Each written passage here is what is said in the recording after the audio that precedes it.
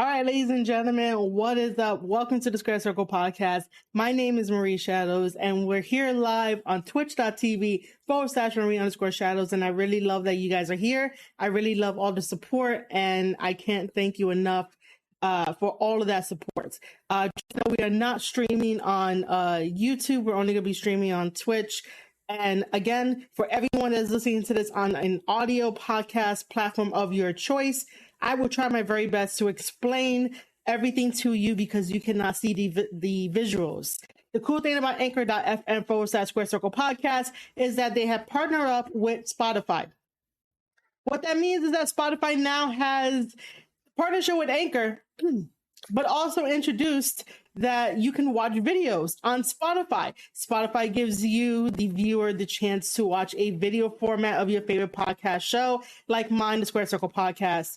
And so I take these videos from Twitch and I put them on there as extra content for you guys, just in case if you miss a live stream, you always have it with you on the go, which is a VOD, a video on demand over on Spotify. So that is why I love being part of the Anchor family and having that option and giving that option to you, because I know how options are very important to people who work hard and want to spend their money in the right places, which again, if you want to support any part of the stream, head over to www.ko-fi.com/Marie_Shadows, where again, options is in your favor because it's like Patreon, except that Ko-fi gives you the ability to donate one time, donate monthly, go shopping in my shop, and hire me for commissions. So it's up to you and how you want to use the money in your wallet.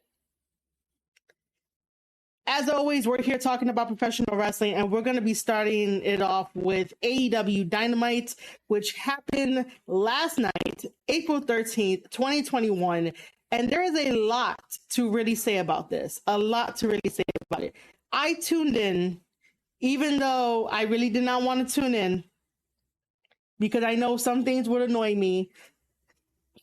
And then people might label me as like an AEW bot, because that is what Tony Khan wants you to believe, and that is what he would use to tell the masses that, you know, people who don't have like, you know, a real profile picture could be a bot. But then again, you know, you don't really know who's behind the person that's saying the really horrible shit, right? You really don't know, but you could definitely feel like it might be a person, it might not be a person, or the fact that, you know, if it's really bad grammar, you know that's a bot. If it's like really okay, decent grammar, that's a person who doesn't really care, because I've seen it many times on social media that people would really say that, oh, grammar is not important here because it's the internet.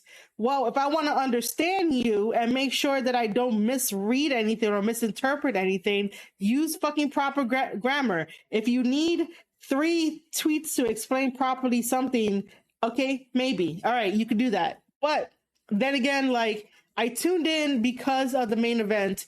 The main event was the Ring of Honor World Television Championship title on the line. Minoru Suzuki being, at the time, our Ring of Honor World Champion, taking on Samoa Joe.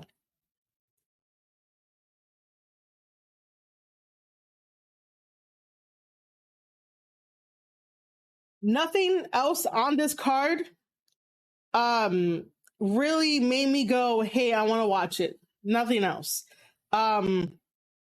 It's a real turnoff for me when you have the AEW head honcho, Tony Khan, going on Twitter to talk his shit, to sort of what's the word I'm looking for?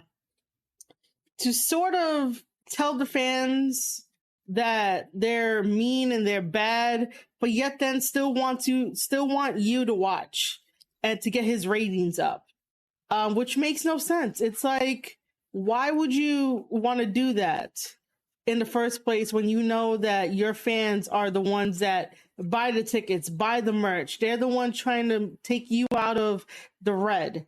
And then to all of a sudden, you know, like, put out stupid tweets that anger everybody and feel like they're not appreciated with that whole bot situation. Yeah, that's like, yo, it could have backfired, but it didn't backfire because there's a lot of people who still tweet very positive things about AEW rather than trying to let Tony Khan know about the flaws that happen. Because there's a lot of flaws that happen during AEW Dynamite and stuff. Let's just jump right into it. I remember the order of everything that happened. So we're gonna start things off with Penta.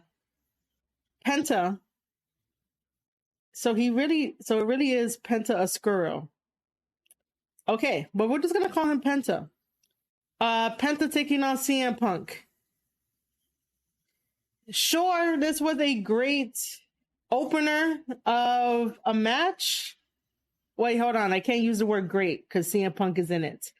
But I will say that it was an okay start to AEW to have that happen. However, I would have put MJF versus Sean Dean as the opener if I knew that it was going to be 10 seconds long, not counting any of the entrances, and most of that gets cut away to Wardlow on a rampage, destroying everybody to try to get to MJF to try and get out of his contract. I would have had that one to open up the show because that's basically like a throwaway match. It's a throwaway victory for Sean Dean.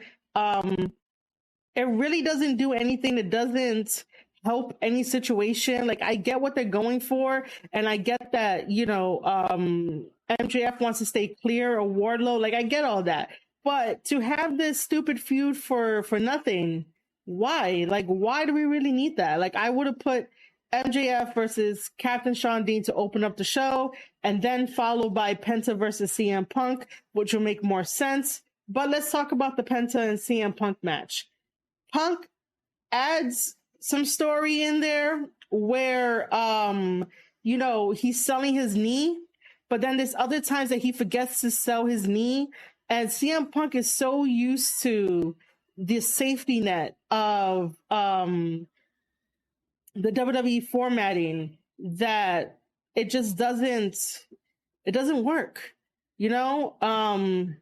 I really don't think that CM Punk should have won that match against Penta, only because if like Penta has this new gimmick, this new attitude, he obviously has Alex Abrahantes there, being in Halloween costume 24/7. So if this is a real game change of a gimmick of a character for him, why is he not getting the victories and stuff? Why is CM Punk not doing the whole like win some, lose some and stuff like that? Like, I get that, CM Punk wants to get the championship title, wants to go after it, but I don't want to see it. Do you guys want to see him get, be AEW champion? I don't. I really don't. I don't really care. Like, I don't know what will happen the day that comes if he dethrones Hangman. And then all of a sudden, obviously, people want MJF to dethrone Punk, which is totally fine by me. And then Wardlow to dethrone MJF, but that's the most obvious answer that everyone is going to give. That's the most obvious answer that's going to be right there, right in front of you. So yeah, basically, it was an okay match. It could have been better, but again, CM Punk is so. Give me a second.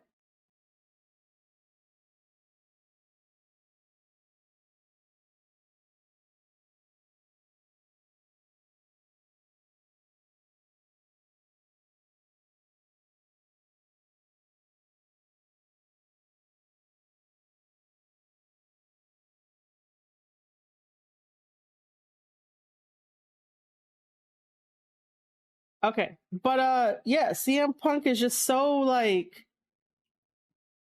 I wouldn't want him to win the championship because then that means that like what has like everything that Hangman Adam Page sacrificed for, like what does that really mean?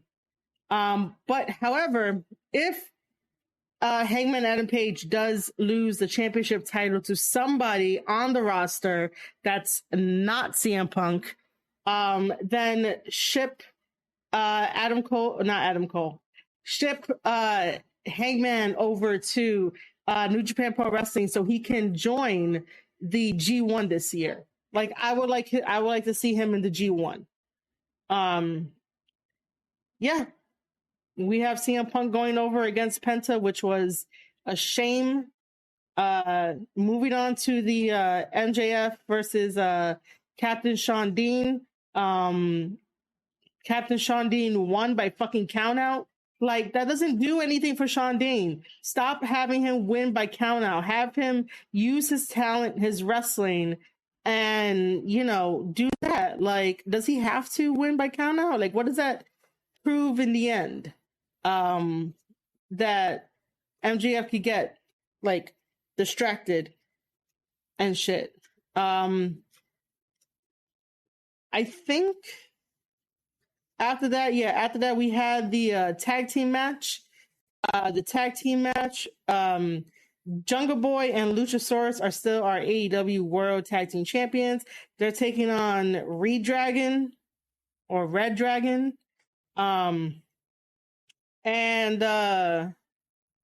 This match went on pretty long. It felt pretty long. I remember it like feeling long. I would like to say that Jungle Boy needs to be part of Davey Richards' training camp for a little bit, just so that way, you know, he doesn't do the same formula that we've seen him do. The simple arm drags into like the tope suicidas and just a bunch of really fundamental stuff that I'm like, bro, you have a lot of talent. You can definitely upgrade what you're doing. You can definitely make it look a little bit more better in the fact of making it look a little bit more, I don't know why I want to say shiny. That's not the word I'm looking for. But to give it a little pizzazz, you know, that type of thing. And also to make it look like, you know, the arm drag actually hurts, because the more times that he does his patented arm drags, the more that you know that it just doesn't work. It doesn't hurt. It doesn't do anything. Luchasaurus was over in New Orleans, which was kind of interesting. I wasn't expecting Luchasaurus to be over in New Orleans. I really wasn't. The team of Kyle O'Reilly and Bobby Fish, all right, cool. They're in there with veterans. It was an okay match. I'm probably going to say that for like almost all of this. It was an okay match. It just didn't capture my interest to be like, all right, cool. Because I think I've seen the tag matches, and yeah, I know depending on who you have, you might have a different style of the tag team matches when it comes to AEW Dynamite. But like once you've seen it once, you practically seen it all in a way. I really think that Luchasaurus and Jungle Boy should drop the belt eventually, just to keep it fresh. I think this is the bad thing that AEW has done with themselves or for themselves, is that this whole rotation system that they have, and I fucking hate the rotation system. I really do. I hate the rotation system because I want to make sure that I can understand each of their stories, and I don't have to wait 2 weeks, 3 weeks, maybe like 3 fucking months from now for us to get all the way back to like our champion's story, or to one wrestler's story after seeing them for maybe like the first week and then like they disappear. I've used this analogy before on many other podcast episodes where I say, imagine if they take your favorite episode or your favorite show. I should say, imagine if they take your favorite show and the main character shows up for week 1, week 2, and then when you get to like week 9 in your watching of the show, pops up the main character, and no one on the show from week 3 all the way to week 8 has said a word about the main character. No one has said, oh, have you seen such and such? You know, and then all of a sudden in week 9, the main character pops back up and the main character is like, hey guys, you know, let's continue this story because this story is about me. Imagine if your favorite show did that. That is what AEW does. And that's not a plus. That's a really bad thing to do because you lose interest. The people that are like, oh my God, AEW is the best. How can they put on a banger every single week? Or the ones that are always like praising it don't understand and they just want to say it for the sake of saying it rather than being like, hey, AEW, you got some flaws. You can't keep doing that. I understand you have like a huge roster, but it's time to really cut down the roster and really know what guys you're going to use, what ladies you're going to use, and slowly, hey, Sports Exclusive, what's up, man? Thank you for joining. Yes, you are totally right. Tony Khan's echo chamber won't let him won't let him know anything is wrong. I know, and then myself, I feel like I talk to the damn wall because nothing gets through. And even if you do try to have a conversation with somebody who's pro AEW, you're either going to get called a bot or, you know, they're just not going to deal with you and they don't want the confrontation that comes with it. And again, I'm going to say this again until I'm blue in the face. It's not that I do not want you to have fun. I want you to have fun. I want to have fun with you. I want to be in that circle of having fun and being like, oh my God, this was really great. This is really good. But you have to have it make sense. You have to basically take it to the fundamental level of professional wrestling and build it up from there. Sometimes less is more. Sometimes, you know, you can go over the top and it could still be a good performance. But sometimes you got to find that balance in between where it's like, you know, it was nice. Like it didn't need any more. It didn't need any less. But Sport Exclusive here is totally right. They continue to say they are people in wrestling media who are very high, who are in very high positions that secretly hate AEW and can't say it out loud. I'm not in a high position, so I can't say it. So I can say it a lot. Oh, well, thanks for letting me know that tidbit. I will say this here, that like, I'm more of a wrestling analyst because I'm here to give you the breakdown of the wrestlers, the story, and why you should watch, you know, things that make me happy. AEW really doesn't make me happy that much because they have a lot of flaws and stuff. But New Japan Pro Wrestling, I could go talking about that for days, giving you the reasons why this person is good, this person is good, why you should be on the lookout for like this heel and like, you know, what we could change about this heel. But even if I was in like a really high position, I'm going to be calling it out if it doesn't make sense, you know? You're not alone in your view. There are lots of people that feel the same way. Yeah, I've been seeing on the rise that there are a lot of people voicing their opinions. I think once Tony Khan had tweeted the bot tweet, which I definitely ranted about. You guys should definitely go check that out. I ranted about it because of a different perspective. Because I'm always like, yo, it's human first.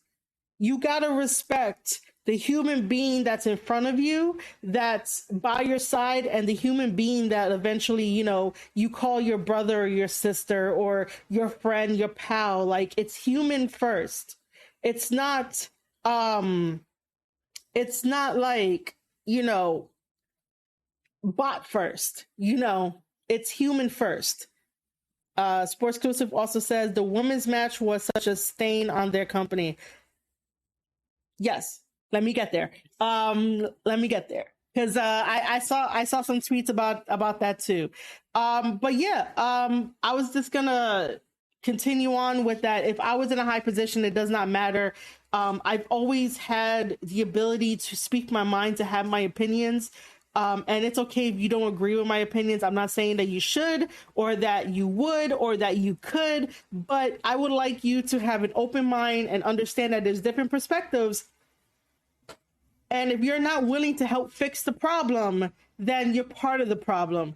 my whole thing about having the Square Circle podcast and doing this is to help fix the problems that are in wrestling, because I want to leave wrestling better than it was yesterday. And if fans are not really going to do that, oh well, I'll be in my own little, bubble with everybody else, and maybe Tony Khan can listen one day. But yeah, so the tag match was all right. It didn't really I don't really remember too much of it other than Jungle Boy doing his arm drags, tope suicidas, Luchasaurus doing his moonsault onto the outside. Also, I really thought that they were going to do something that they did previously in the last pay-per-view, which I can't really remember. So Kyle O'Reilly had Luchasaurus in for a guillotine choke, and he's right next to the ropes. He's right next to the turnbuckle, and up top was Jungle Boy and Bobby Fish, and they were trying to do the suplex. They did the suplex. I was hoping that they did not do this suplex on top of Luchasaurus and Kyle O'Reilly. Thank God they didn't do it. Thank God when they did it, they landed a little bit further away from the guillotine choke, and then the pin got broken up, right?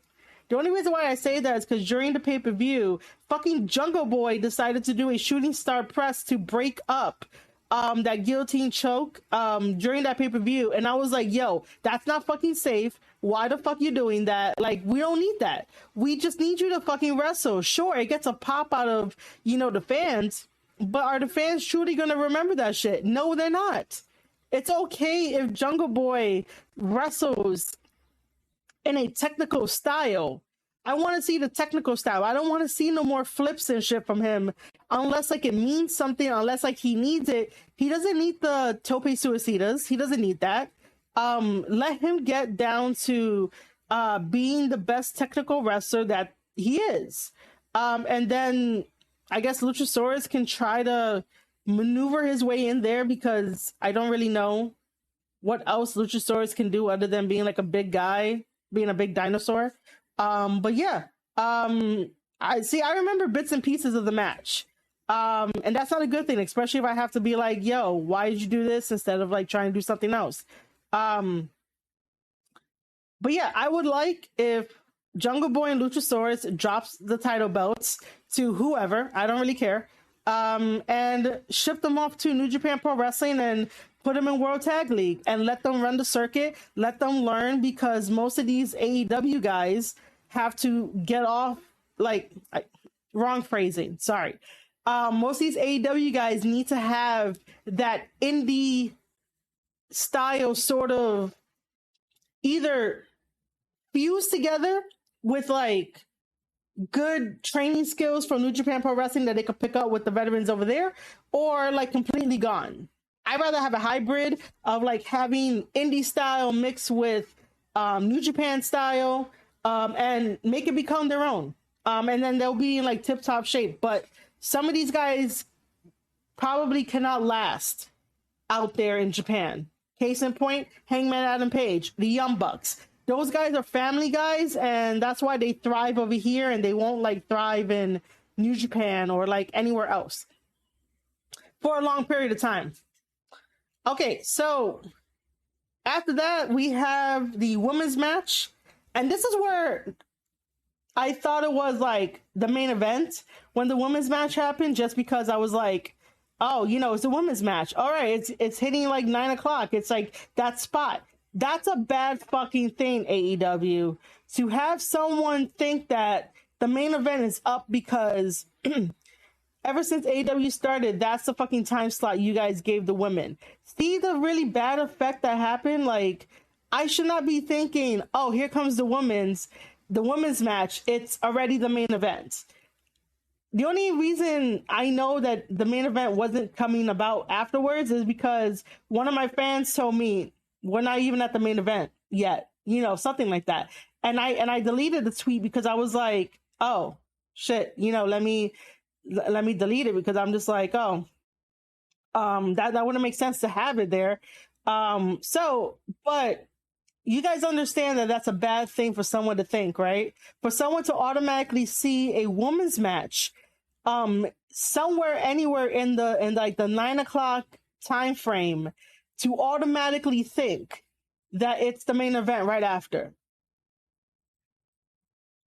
Just because Marina versus Sky Blue happened at like 9:13, give or take, yesterday, I automatically thought the main event was up after that, because I was thinking that Suzuki and Joe were gonna have a fucking good match. I'll get to that in a moment. So the other thing too is that they cut Sky Blue's entrance. If Tony Khan had the okay to have the runtime to go over a little bit, right? He didn't say how long the runtime was going to be over. He just said, I have the approval that the runtime for AEW Dynamite is going to be a little bit longer. So, please stay watching. If you had the okay for the overtime, why the fuck did you cut out Sky Blue's entrance? Why? Ooh, excuse me. It makes no sense to cut out her entrance when you said that you have the approval to have the overtime. All right, cool. So my problem with this match is that Sky Blue is not a fighter. Sky Blue is a wrestler. Sky Blue is, she's super pretty, she's super talented, but to have her fight an actual fighter on national television, to get embarrassed, even though she really did put up a good defense. She put up a good defense. However, this isn't in her wheelhouse. This isn't what she comes out as. She doesn't market herself as, a fighter. Marina markets herself as a fighter because she is a UFC fighter. So you give her, like, Thunder Rosa can hold her own. She could definitely go toe-to-toe with Thunder Rosa. Who else is on their roster that can go toe-to-toe that's an actual fighter? I don't know. I don't know who else can go toe-to-toe. But you get the idea, right? Like, sometimes the matchup for the women don't make sense, and we as fans automatically know that, the other person is losing. Because that's how it is. That's that, us being programmed to a degree, but we could just see it. There's a huge difference in wrestling and fighting ability. Again, nothing against Sky Blue. Like, she held her own in defense mode, she held her own. In fighting mode, not too much, because Marina was definitely, like, really, beating the shit out of her and trying different ways to get her into submissions. And it looked really bad. It looked really, it didn't look sloppy, but it looked slow. It looked like they were, like, obviously this might have been, like, maybe the first time that, they probably meet in the ring and stuff like that and have this match. It was really like, what the fuck? Another thing too is that you start out with Penta versus CM Punk. The crowd is hot. Next, we move to MJF versus Captain Shawn Dean with the interference of Wardlow. The crowd is hot. Jungle Boy and Luchasaurus versus Redragon. The crowd is hot. The women.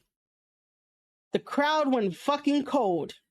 You lost the fucking momentum. Why didn't you, see, this is going to be a problem, because no matter what I say right now, right? It's going to sound bad. It's going to look bad. It really is. Imagine if we took the women's match and basically moved it down the card and put in the trios match of Eddie Kingston, Santana, and Ortiz versus Chris Jericho, Jake Hager, and Daniel Garcia. Regardless of your feelings for the Jericho Appreciation Society, which is a fucking bullshit of a thing. Jericho should know better, by the way. Jericho should know better. But imagine we put that trios match right after the tag team match. The crowd will still be hot. Now, the other thing, too, is that if we put the women's match next, they're not going to get as much time, and then it still would have been the same. And then we go with the co-main event, which is Powerhouse Hobbs and Ricky Starks versus Rampage. Oh my God, Rampage. All right, there's a reason why I said Rampage. My mistake. Keith Lee and Swerve. If we would have just repositioned everything, the women would have still been in their same fucking time slot, like they always are. That's why it's a little bit difficult for me to like try to book an AEW Dynamite where it makes sense, where the women have enough time, and stuff like that. But you see how like that would have been better. You have to keep the crowd going. The crowd went dead during the women's match. The crowd went dead during the trios match, and then it came alive again at the co-main event because Ricky Starks is the hometown hero. However, that tag match, Ricky Starks and Powerhouse Hobbs taking on Keith Lee and Swerve, that feels like a Rampage sort of matchup. That doesn't feel like a Dynamite one, and I really don't want to say that because I can't tell the difference between Dynamite and Rampage. There's nothing different, but I think by having those four guys headline Rampage will feel different. I see them as like Rampage guys, if that makes sense. Sports Exclusive says Jericho knows better. He just doesn't care. The Inner Circle were losers. They did absolutely nothing. They only won one meaningful match in years. Yeah, man. It's really sad that, you can see that Jericho knows better, but he just doesn't care. There's no point for him to like continue to be on the card doing these stupid ass feuds for what? You're taking up fucking valuable time on AEW Dynamite, and then we have to constantly hear from Tony Khan, oh my God, guys, thank you so much for, watching AEW Dynamite. Thank you for the ratings. Thank you for the key demo. But it's still the same shit after week after week after week. If we're on this fucking rotation system, why has nothing changed? Why hasn't the format changed? Why hasn't, stupid matches like, unfortunately, the trios match, just because Jericho's in it, why wasn't that like on Rampage? And unfortunately, the tag match, the other tag match with the hometown hero of Ricky Starks wasn't on Rampage because, like I said, Ricky, Hobbs, and Keith Lee and Swerve feel like Rampage guys. And, we have 2 spots open for 2 women's matches that can at least go 10 minutes, 12 minutes. Why does, women matches have to go like 3 fucking minutes? Which brings me to my next point. I do know that people on Twitter are like, that we complain about anything, right? We see one women's match on AEW and we're complaining. But then sometimes if we see like 3 women's matches on like AEW, we're still complaining.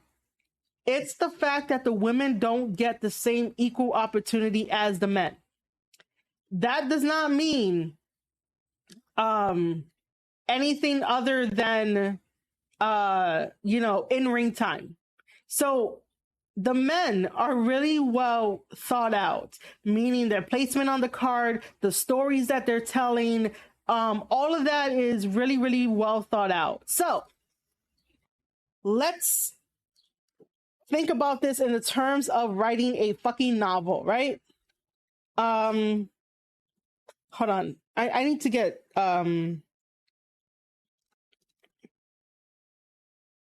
okay, so bear with me for 1 second. I need to get some images here because this is a lot more better if I get images and you guys can understand what the fuck I'm talking about when I compare writing a novel, writing characters to professional wrestling. I'm just gonna get the basic shit and then I'm just gonna use my magic to tell you exactly what the fuck this is. Okay?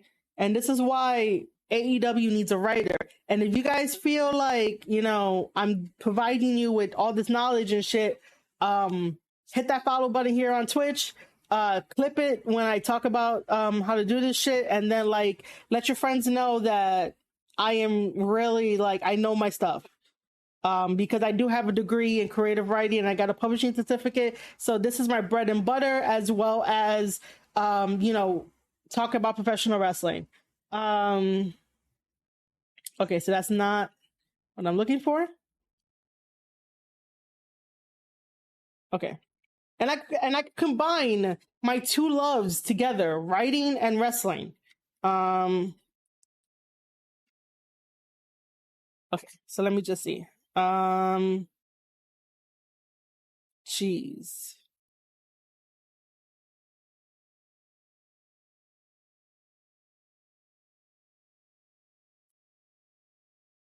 Do I want to?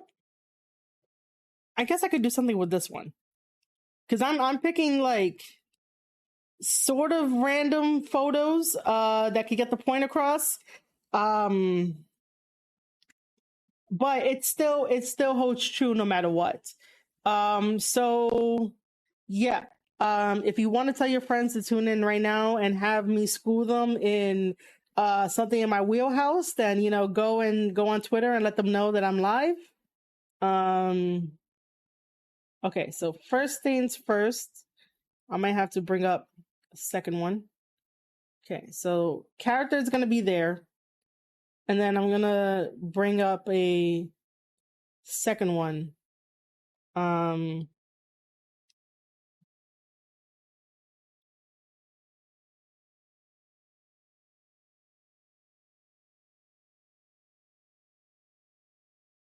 Because this gets me passionate, and this can teach people that there's knowledgeable people out there to like really tell you like why things are the way they are, and not just because they want to or they're just complaining. You know.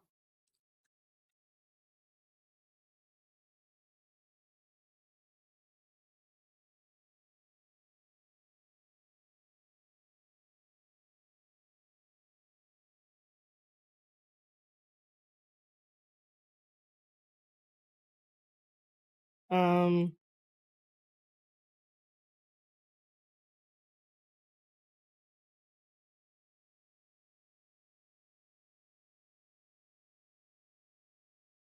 Give me a second here.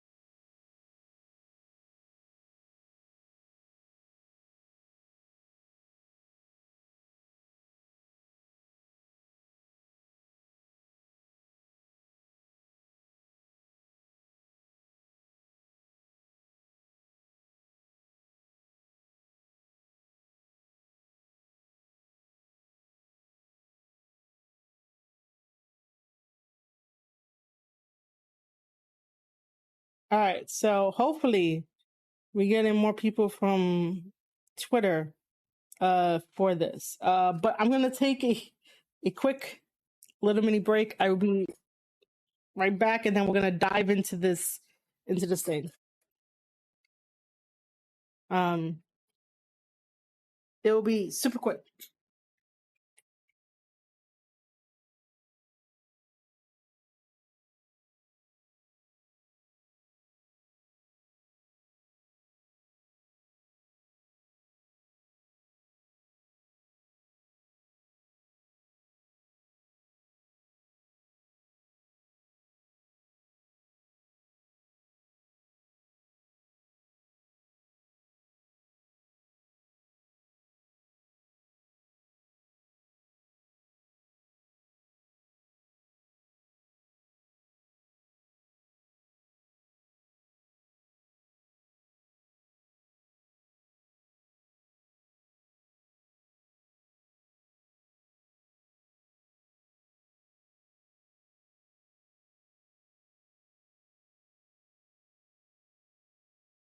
All right, so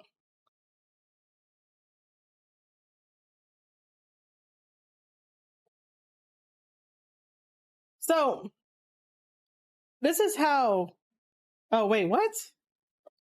I just realized that my camera is not moving. I didn't touch it this time. I didn't touch my camera this time.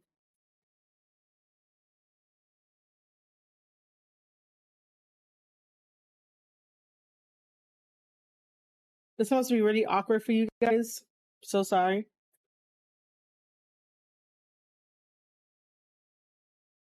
I bet you it was on the other one.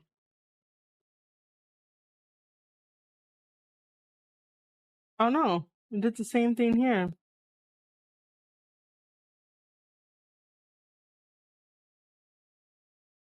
Oh no. Okay, so that's that. Not this again, man.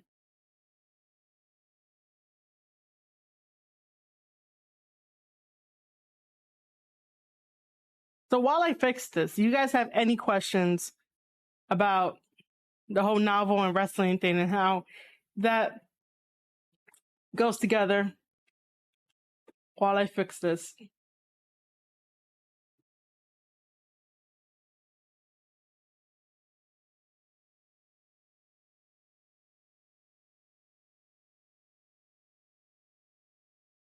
It's always when I get super excited and I'm like, hey, either gonna be right back or, I get super excited and then this happens. Why is this not working right now?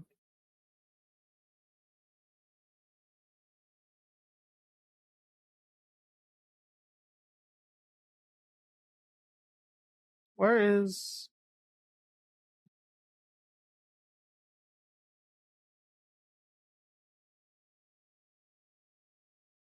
Okay, here we go. I am back. I am back, but I gotta fix myself.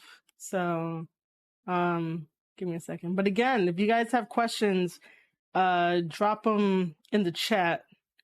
Maybe I made some people angry. By saying this is for educational purpose, hashtag AEW Dynamite.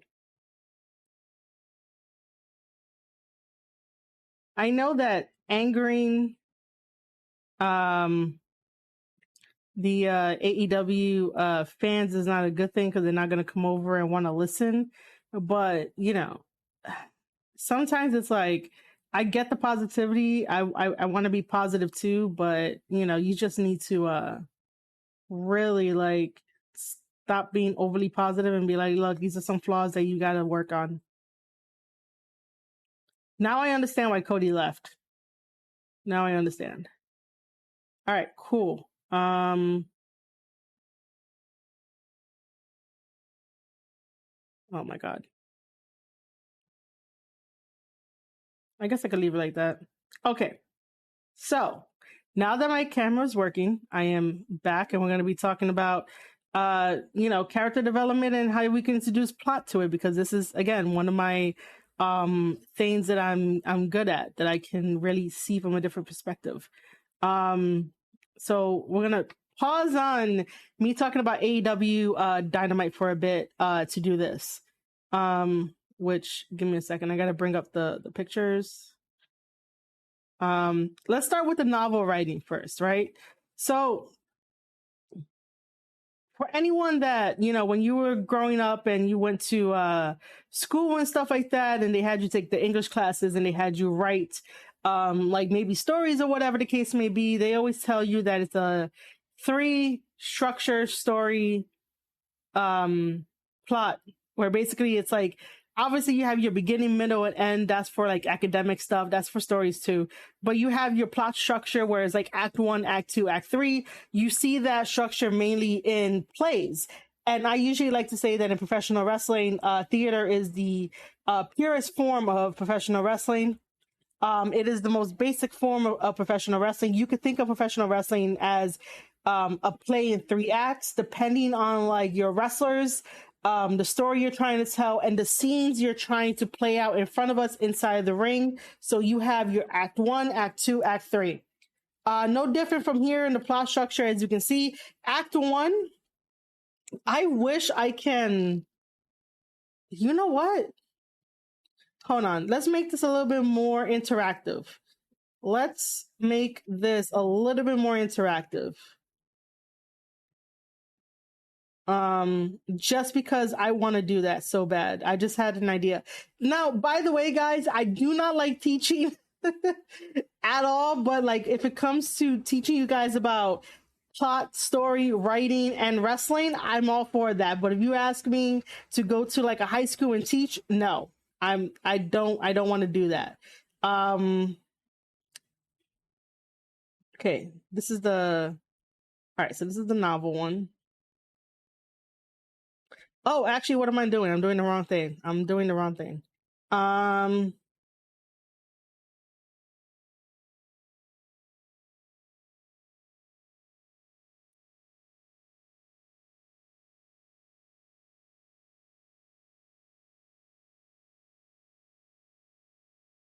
why?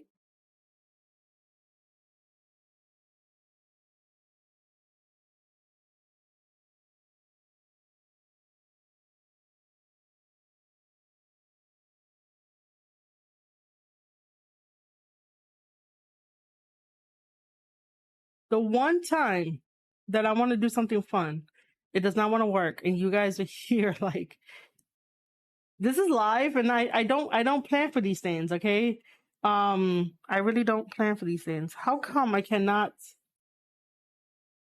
see this?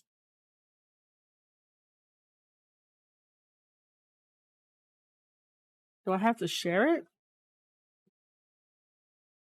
No, I'm not. That's not.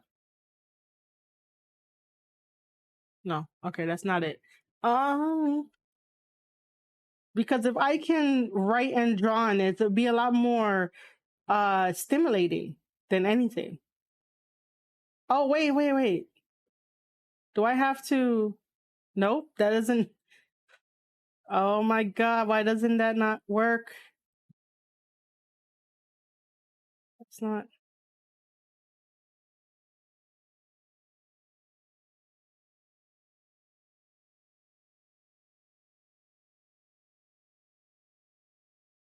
All right, does anybody out there know why I cannot see my pictures?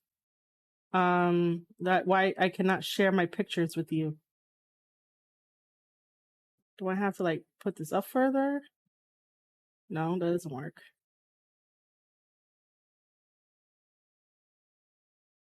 Do I have to take that out? No, that's not. But I could show you Twitch, but I can't show you my photo.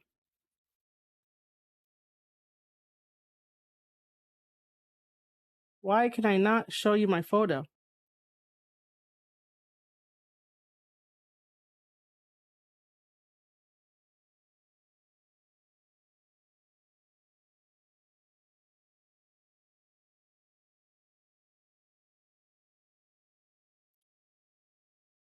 Do I have to, how do I,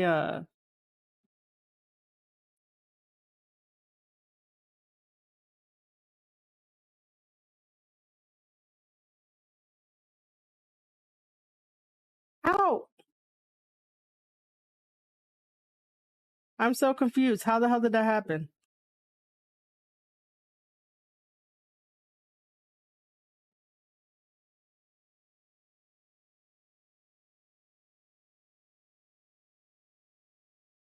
Okay, so are you telling me I have no idea. Okay, so I have no idea. Let me All right, I don't know what the fuck I did to have this come about. All right, let me all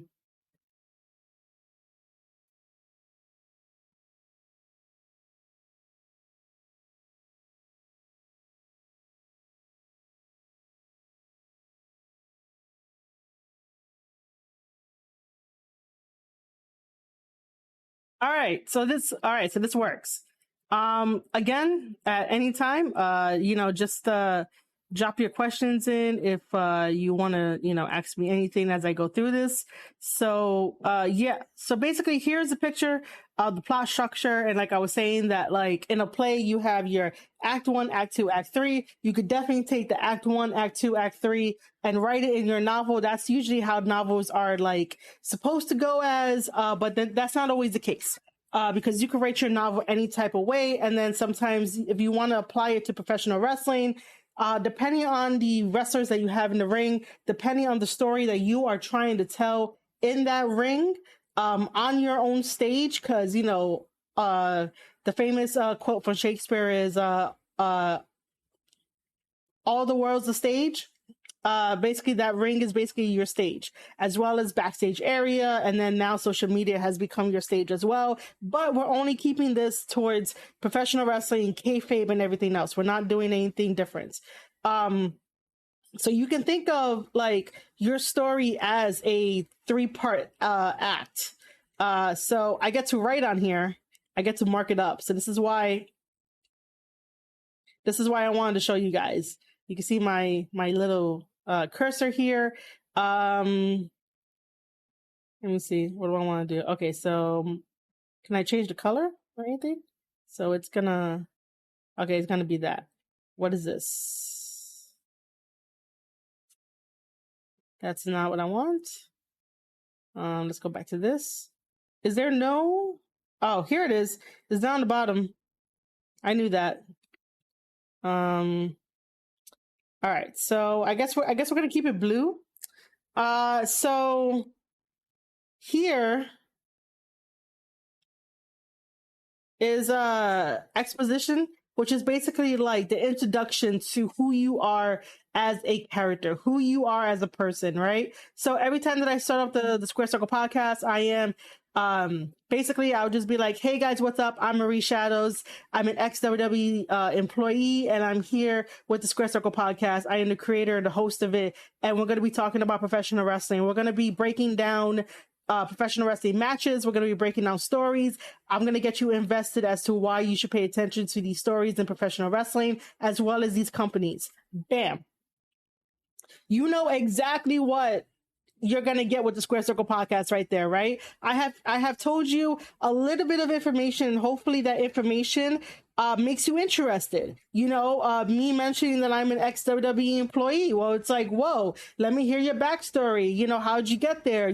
How'd you like it? What was the working environment like? Did you make friends? Did you make enemies?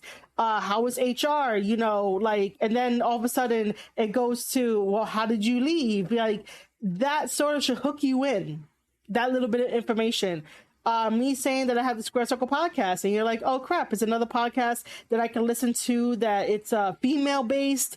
Her name was Marie Shadows, so let me go listen to it. And then I proceed to tell you to break down wrestling matches. Maybe you have a question about why this story is happening, why this feud is happening, or you don't know enough about the professional wrestler or the woman athlete to be like, hey, I don't know enough. Can you tell me enough? Can you seem knowledgeable?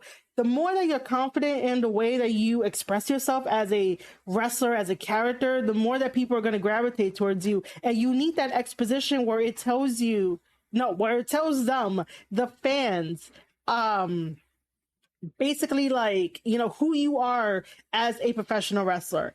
So that's your exposition there. You're giving them the hook, no pun intended, to hook, but you're also like, letting them know, this is who I am. These are like my motivations.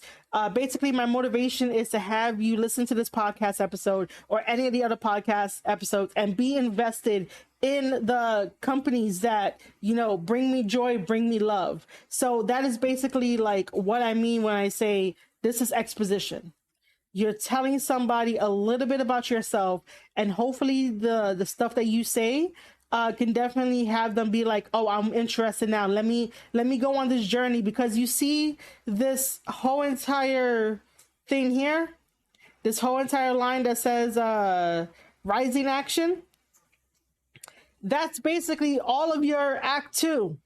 And I'm not saying that it has to get completed in like a short amount of time in like 2 months. No, your act two as a professional wrestler can last a really good while until we get to, you know, that climax, and then we have the falling action and then the resolution. So think of this as, I want to use New Japan for this because this is the perfect example. New Japan is the perfect example of how to write a fucking novel.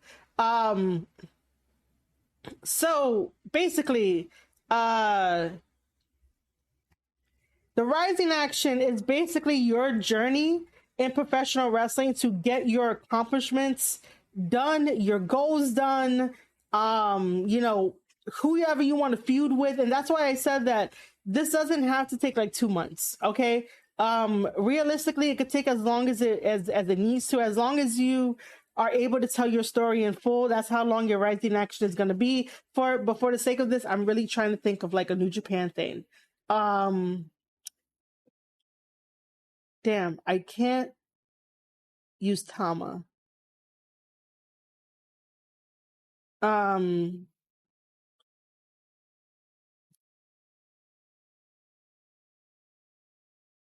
If I use the New Japan Cup, I don't know how this is gonna work.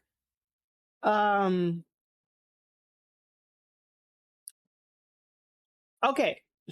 I cannot use New Japan Pro Wrestling at this time because I can't think of anything that I can be like, yo, this relates to it. But it really does. It really does. In my head, it really does. So yeah, let's see. So the rising action is basically giving us a inside look of how you feud with other people in the business, how you tell your stories inside and outside the ring, and also on social media. And you know, your wins and losses are in that rising action. This is your act two. This is where you basically have the line and the fans are attached to that line. So that way, they can support you. They could be on this journey with you. They can definitely, see how far you've grown, in the business, and just basically appreciate the fact that when we get to you challenging for that belt, whatever belt it is and whatever company it is, it's gonna be this. Okay, it's gonna be this. Why they call it the climax, I don't really know, but you know, you guys can really think about why they call it that. So your journey in Act Two gets you to your goal of getting a championship title, whether that is the world champion, intercontinental, United States, tag team, never open weights, whatever belt, whatever championship title you want to go after, that is going to be where it is at the peak of this mountain, which is the climax. And you either win or you lose. It takes like 3 seconds to win or to lose, and then after that we go down. I don't have a mouse. I wish I'm using my mouse pad right now. This is like really, really interesting. All right, so just so people are aware, right?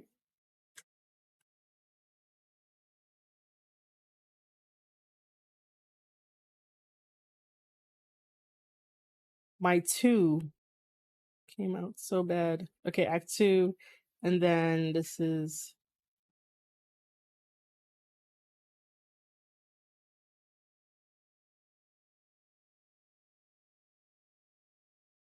my C came out really bad. Let me see if I can do a 3.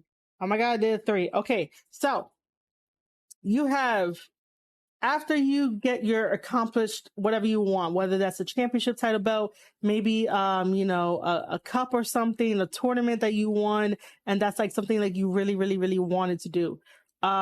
So now that you get that, you go down the line and you go down towards the falling action, which is basically like Act 3. And Act 3 is like where you sort of like rest and reassess what you want to do as your character. Now that you have the championship title belt, like, you know, are you automatically going to do like an open challenge? Are you automatically going to go right back into fighting your competition, taking on the next person because you know you got a target on your back? Or are you going to go take a vacation because you just did a lot of work in Act 1, Act 2, got to your destination, and then all of a sudden it's like, hey, I'm going to go take that break because I deserve it and I'm the best, right? So that's what Act 3 is all about in your character. This is where your character could turn heel. This is where your character can finally turn babyface, because maybe in Act 1 and Act 2, you were a heel.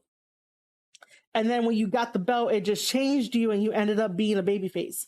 And that's what the falling action is. And that's what you do in a novel. That's what you do in a play. You basically allow the fans to sort of breathe with you and sort of just absorb the way that you, did your journey, and they're with you every step of the way. And then the resolution is where, you know, you'll get into the ring, and basically tell the fans, what your next step is, what your next goal is, and how you're going to be a champion. Or sometimes you don't even have to tell the fans that. You can just act it out in the ring and they'll get it more or less. But the resolution doesn't really have another act to it. It's attached to Act 3. So that's that whole thing in one big piece. So the plot structure applies to you as a wrestler the same way that applies to writing a novel, writing, a play or anything like that. So, you know, Act 1, again, exposition. Let us know who you are, your motivations, like a little snippet of yourself so that way I could be hooked.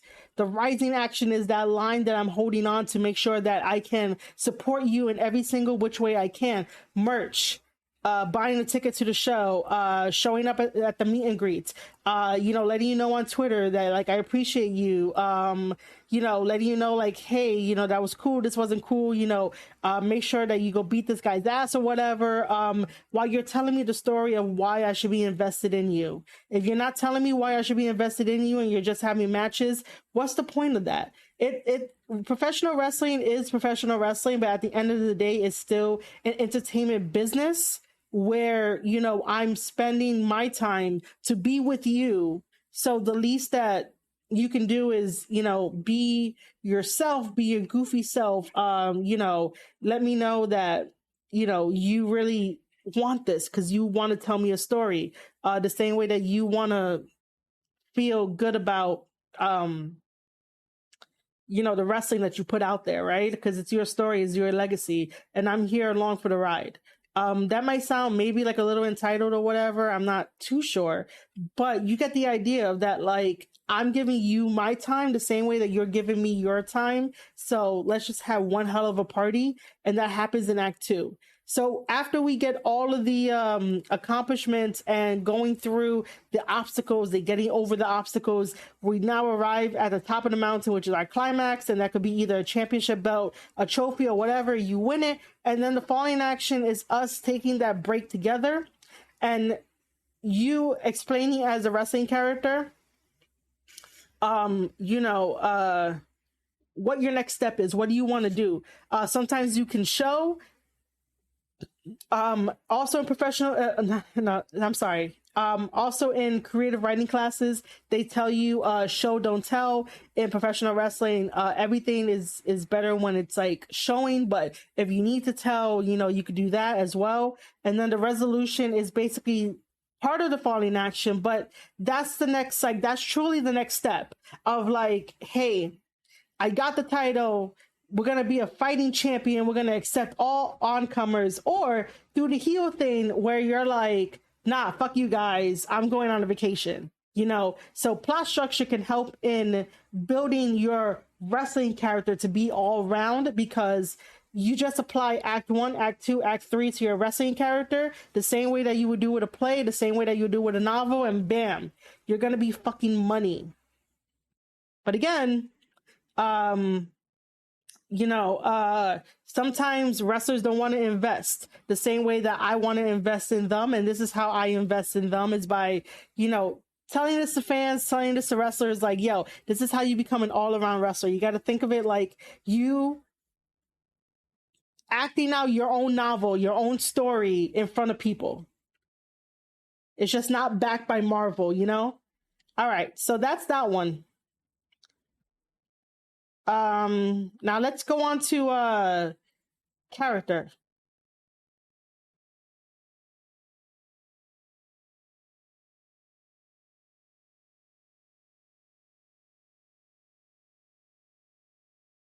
Is it gonna work? It's not gonna work. Okay. Let me figure this out again. Welcome to anyone that just joined the stream. I am trying to. Okay, so hold on. So this works. This doesn't work.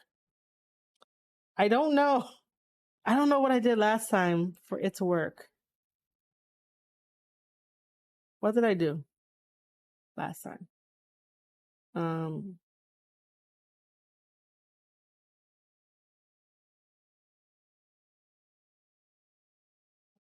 I can hear the rain coming through.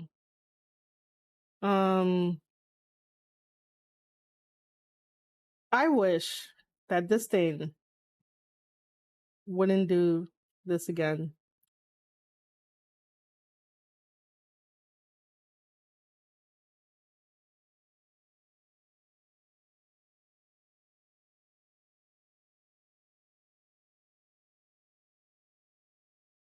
Why does this thing not want to work again? No, I'm.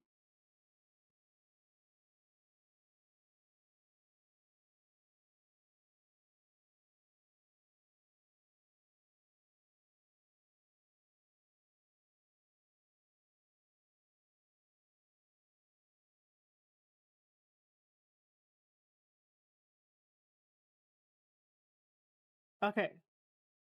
Again, bear with me. I fucking hate this. I really do. Let me just make a new one.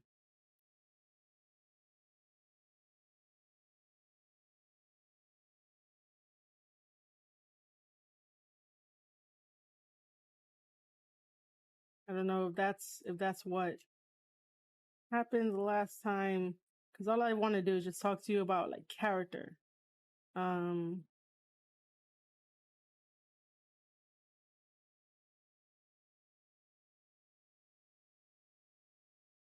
No, that's not it.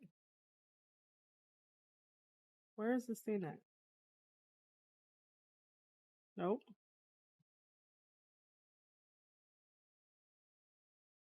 All right. If anyone has any questions, you guys can definitely ask that right now as I try to fix this again.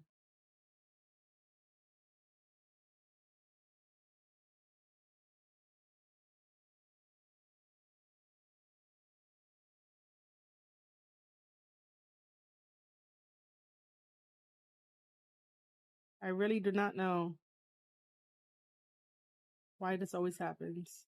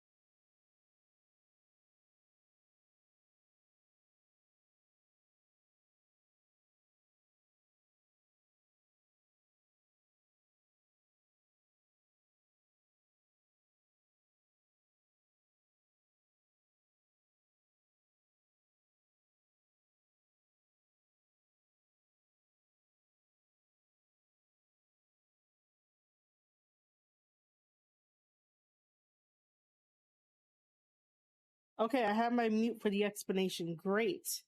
Um, yeah, I took this from Now Novel, but this basically applies to like, how to push your character, how to develop your character. So we looked at like using plot structure, act one, act two, act three, as a way to really push your character as like a starting point.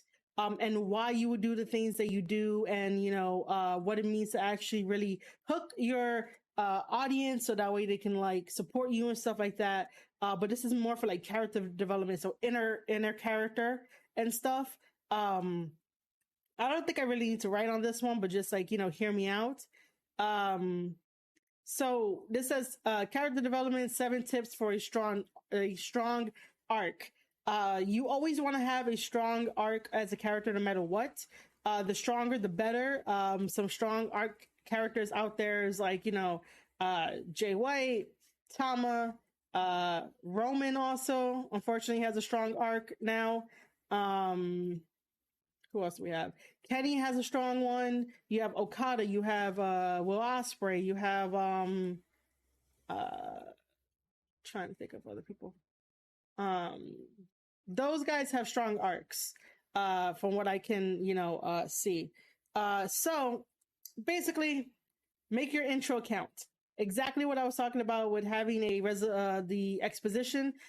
You basically want to make sure that people can gravitate towards you and like want to support you, and they get interested in the things you tell them. Um, so giving them a little like synopsis of yourself. Obviously, number 2 says use dialogue, but again, it's depending on the character that you're playing. If you're playing yourself, obviously you'll speak in your own dialogue. If you're playing somebody else, you can either do like method acting and stuff, or you just realize that the dialogue that you're speaking, if you are confident in what you're saying, the fans will definitely attach on. If the fans can smell any type of bullshit, they will call you out. Hopefully they will call you out and be like, yo, that's fucking bullshit. Like, don't try to act tough. There's a couple wrestlers that try to act tough, and I'm like, hey, man, like, come on, learn your character, learn your dialogue, be confident, and be you, and you'll be great. 3 is show emotion, and basically, like, obviously, everything's all in the face, body language, the way you talk, the way you interact. Make sure you show those emotions. Do not hide behind anybody. Sonata is one. But yeah, make sure you show emotions. Make sure that you get the message across for what you want, because the more emotions that you show, the better it is. And fans will gravitate towards it. Fans will be like, oh my god, I want to watch this, I'm invested in it. Number 4, give hurdles. This is the equivalent to having obstacles in your way. You can't always win a match, CM Punk. So basically, like, make sure that there are hurdles going into your character. There are hurdles outside your character. So for example, characters in general, especially when writing characters, they can deal with man versus nature, man versus environment. They can deal with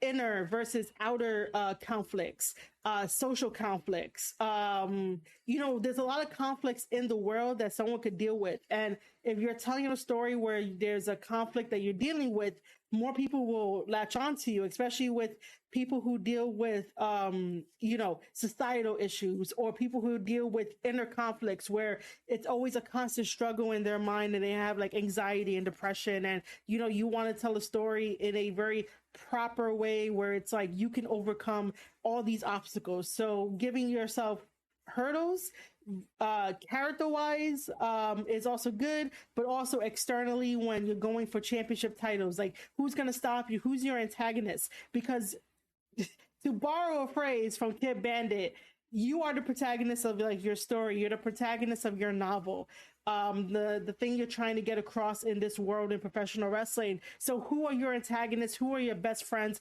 Who are your like sidekicks? Like, who's the one that's really going to stab you in the back? So make sure that there's those hurdles put in place for your character to grow and have layers. The more your character grows and have layers, the more that people will appreciate it, and the more that people will want to watch it. create turns, become babyface or heel, anti-heel. Simple as that. But don't do it too often. Please do not do it like the Young Bucks. Just do it as you see necessary for the sake of the story. Don't do it just because the fans are telling you to do it. Do it for the sake of the story. Sometimes you might miss the mark. Sometimes you might not. It just all depends. For number 6, add perspectives. I'm all about perspectives. If you want to tell me, your opinion on something as a professional wrestler, go ahead and do it. I'm going to listen with an open mind. As a character, I'm definitely going to do it because it's in kayfabe. There's a lot of good wrestlers that add perspectives. And case in point for that one is Jay White. As much as this dude betrayed Bullet Club and betrayed Tama and everything, when he does his promos, he always adds a different perspective. I sometimes on this channel, I said it before a little while ago in one of the other episodes, that I don't believe that he is the catalyst of pro wrestling because of him doing the betrayal to Tama and T. I don't believe he's the catalyst of professional wrestling. However, my brain knows enough about Jay White where it's like, maybe he's right. Maybe he could be the catalyst of professional wrestling. But you see how that adds a perspective because you already know the character was given to you all in kayfabe up in front, where all of a sudden you as a fan is questioning the question that you definitely want the answer to be no, but you know in your heart that like it might be true. That kind of perspective. So Jay White does a great job of adding perspective. Who else does a great job adding perspective? I want to throw Tama in here, but I don't know.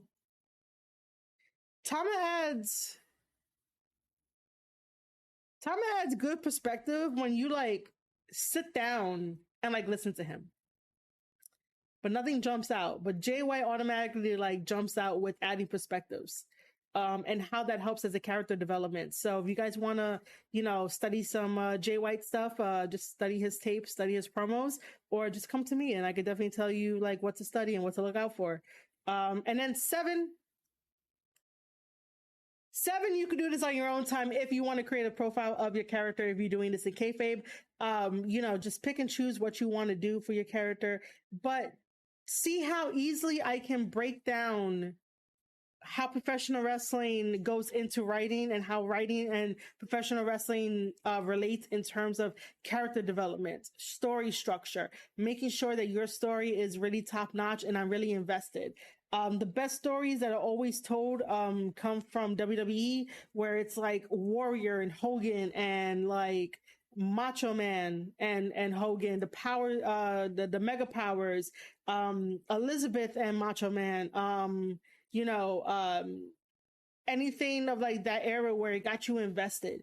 And sometimes it gets lost in the shuffle and the art of things. And this is what AEW really needs to look at, is how to sit down and really like think about these characters, think about the stories that they want to tell. They're leaving a lot on the table. And because Tony Khan does not have a writing team to really think outside the box and be like, hey, maybe this works, maybe this doesn't work, let's try this. It's really hurting the wrestlers because not every wrestler could be a storyteller. And that's why there's writers. That's why there's ghostwriters.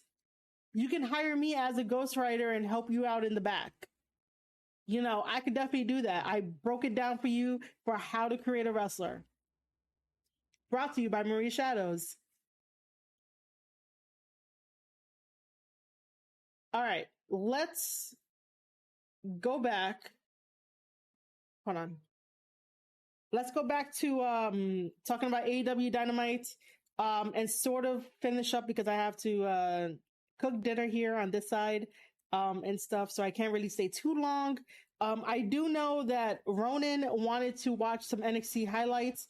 We'll do that in the next one. We have the weekend to do that, and then I'll talk about some more wrestling. But let's finish up AEW Dynamite, and that would be an AEW Dynamite show, pretty much. Did I? Okay, cool. But yeah, I just hope that you enjoy the fact that I broke it down that way and you guys understand why it's important to have a character and why it's important to have a really good character in AEW and not just be like, all right, whatever. All right, so talking about the trios match with Eddie Kingston, Santana, and Ortiz taking on Chris Jericho, Jake Hager, and Daniel Garcia. By the way, I'm just going to say it. I don't like Daniel Garcia at all. I really don't care. He's like a high schooler, preschooler, toddler. I don't take him seriously. I don't think he's a big deal in professional wrestling. He likes to ride the coattails of a lot of other wrestlers rather than trying to make it on his own. So yeah, I just don't like him. And then he thought he got me that one time where I told him how many people actually listen to my podcast episodes, which, by the way, is 5,900 and counting. So thank you, everyone, for tuning in to an episode of the Square Circle Podcast by yours truly, Marie Shadows. Do not try to come at me if you don't know shit about me. Cool? Remember that. Also, I am just so over this whole thing of Eddie Kingston, Santana, and Ortiz taking on Jericho and his people. It makes no sense. This should never be on the card. If anything, move it to Rampage. We really didn't need it. And Jericho's really getting stale. As much as like people are singing Judas, and I still love that song, it's getting stale. Moving on to the co-main event, which is Hobbs and Starks taking on Swerve and Keith Lee. I don't know, man. Like I said earlier, hold on. As I said earlier, I really do think that this combination of the co-main events needed to be on Rampage. It really did not need to be on like Dynamite, even though like I want to see them on Dynamite. I really do, but something's really not catching on. I used to like Ricky. Ricky just sort of like fell off for me. But I still like respect them in the background. Hobbs fell off for me, and I think it was that chip on his shoulder of like saying that WWE dangled the carrot in front of his face, and he didn't want that. Like, you know, like, bro, they didn't get back to you until after you signed with AEW. Like, shit happens in this business. A lot worse shit happens in this business than that. But, you know, that sort of fell off for me. And then him losing to CM Punk, that really didn't do shit, just fell off. He had a really great start when he began, but fell off. Keith Lee, I don't really see anything magical with this guy. I really don't. And Swerve, I don't really know anything about Swerve other than that he raps and he does really cool stuff. But what else can you tell me? What else can you tell me that I could be like, yes, Swerve is great? I just don't know. Maybe it's because I haven't seen too much of his work. But then again, like that's just shine. If someone has not seen too much of your work and someone still has to be like, oh, I still don't get it. Yeah, there's something not connecting. I don't even remember how this match went, so I don't really know. Let's talk about the main event now. Great. Let's talk about the main event of Suzuki versus Samoa Joe. Oh my God. You know, I tweeted this out yesterday that I was like, there's a reason why I push so hard for American fans to watch New Japan Pro Wrestling on New Japan World. If you do not have a subscription to New Japan Pro Wrestling, please get a subscription. It's only $8 a month, which is what happens when you convert 99 yen over to American dollars. Is $8 a month. It's the best content you're ever gonna fucking get, and you have me, Marie Shadows, to break down all New Japan stuff. You also have Thomas Island with Ross and John Sebastian on there, along with some other guest hosts, including myself, that talk about New Japan Pro Wrestling, and we break it down like no other. We basically have a party over there. We talk about other stuff in wrestling too, but our bread and butter is basically New Japan Pro Wrestling. It is Thomas Island after all. So, you know, you have people that can explain to you New Japan Pro Wrestling without the gatekeeping, without telling you that you're an idiot. We are family here. You can come in and like really listen to us talk about New Japan Pro Wrestling. So head over to njpwworld.com and get your subscription for only $8 a month. So I always advocate for watching the real product, because Suzuki and Joe did the whole slapping the whole chopping fest that Suzuki and Hiromu did during New Japan Cup. During New Japan Cup, they chopped each other 219 times. That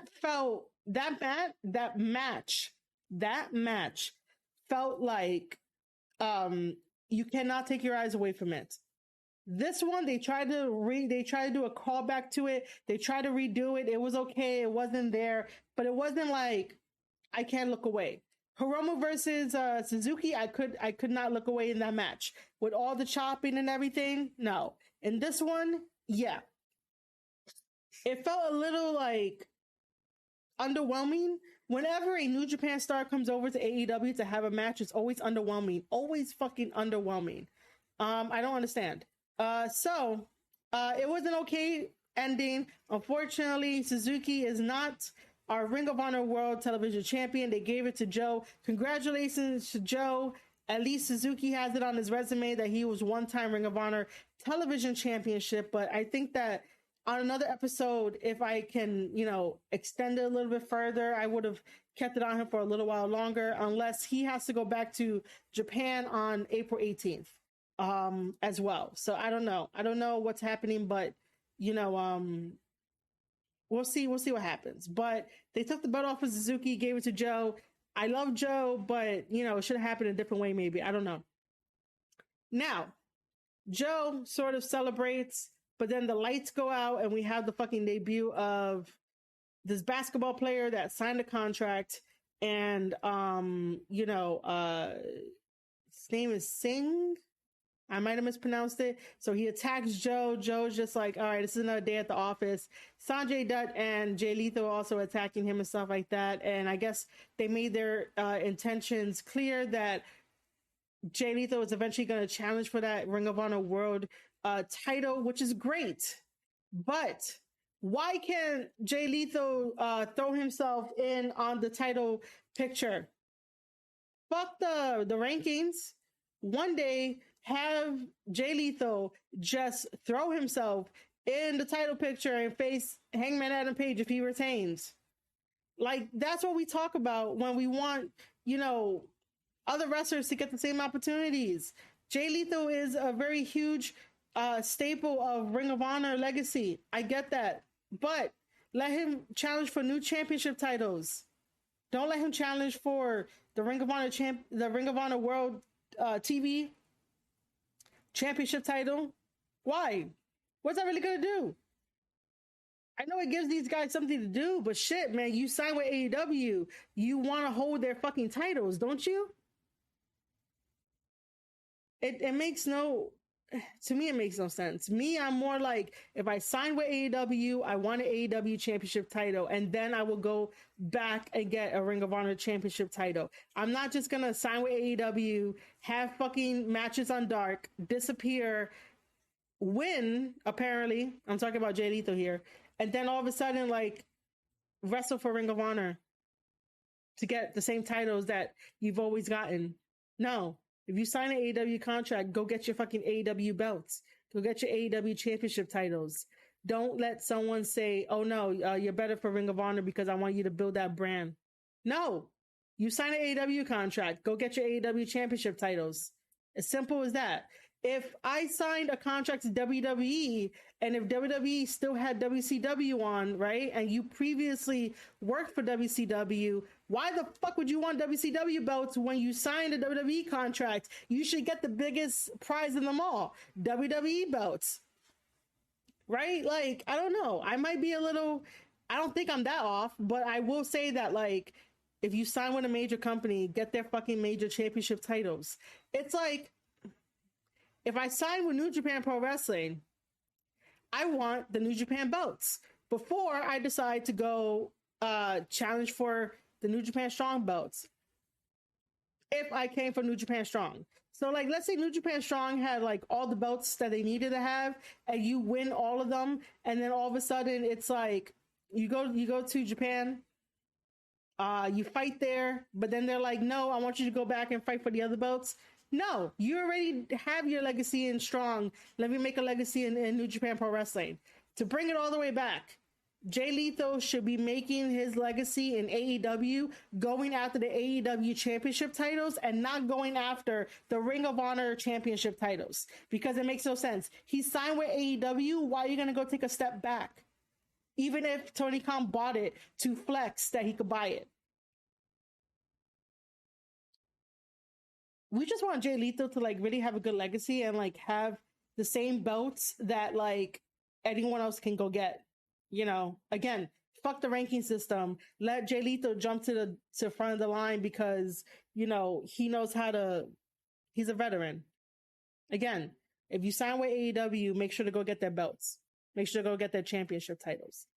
I could go on and on about that. But I wanted to talk about the Owen Hart Cup, but I want to save that for another time. I also want to save some more New Japan stuff for another time. I want to make sure that like the next time around I have enough information to give you guys, because you know I definitely don't want to like never give you guys like half-ass shit. We'll pick a day to watch some wrestling, because I totally miss watching wrestling with you guys. And then you know, hopefully I can get some people on and do Q&A with them. You know, hopefully that you know, we'll see what happens. So I really hope that you guys enjoyed the fact that I broke down, you know, the whole wrestling and writing thing and why we need writers. That's going to be circulating around because I want people to see it. But other than that, as you guys know, we have come to the end of this podcast episode.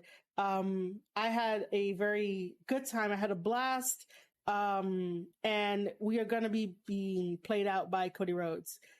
His theme song, Kingdom by Downstate. The other thing too is that, ladies and gentlemen, if you enjoyed this live episode of the Square Circle Podcast, make sure to hit that follow button right here on twitch.tv/Marie_shadows. And thank you for viewing. Your views mean the most to me. I really, really mean it. We're almost at the Twitch affiliates. I just need to average out 3 viewers, and I think I did it today. Tomorrow, hopefully, I basically come back and stream to you guys. If not, or if so, pay attention to my social media. Follow me at Marie_shadows on Twitter. Follow the Twitch channel, twitch.tv/Marie_shadows. If you feel like my content needs some money thrown at it, head over to www.ko-fi.com/Marie_shadows, because that's where you have the most options and the most way to support. This is going to be broken up as a official podcast and then a bonus episode of me talking about life. That's going to be a bonus episode, so look out for that over on the Coffee page. Other than that, check out the audio version of this on anchor.fm/Square Circle Podcast. Check out the video format on youtube.com. So, youtube.com/Square Circle Podcast. And again, right here as a VOD on twitch.tv/Marie_shadows. I want to thank each and every one of you guys here for being here, listening to me, and really, really, really, really supporting your girl, Marie Shadows. It has meant the world to me, and my confidence is growing. I thank each and every one of you guys. I can't thank you enough. I love what I do. I really, really do. I can wake up in the morning. I can talk about wrestling. I can find different perspectives, different ideas, think outside the box, and how to improve wrestling. So that way, you know, it could be better than what it was yesterday. That's all I want to do. And of course, the goal is always to get signed by a professional wrestling company like New Japan, MOW, whatever is out there.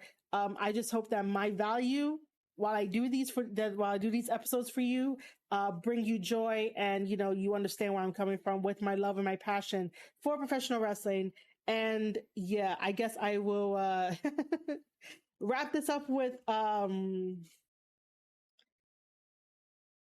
our ending song. All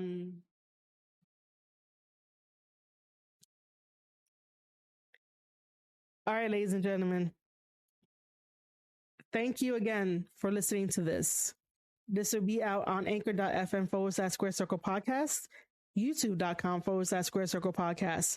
the VOD, the video on demand, will be right here on twitch.tv/Marie_Shadows. And all the extra goodies will be on www.ko-fi.com/Marie_Shadows.